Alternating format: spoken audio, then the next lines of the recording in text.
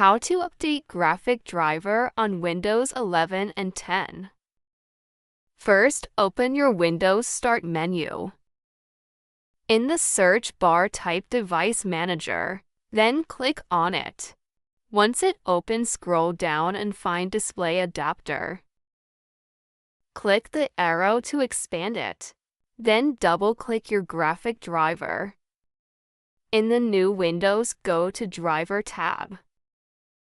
Now click Update Driver at the bottom.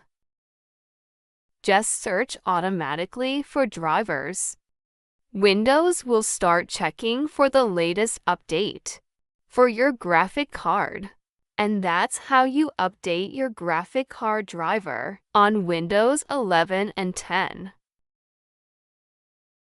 Subscribe to see more video like this.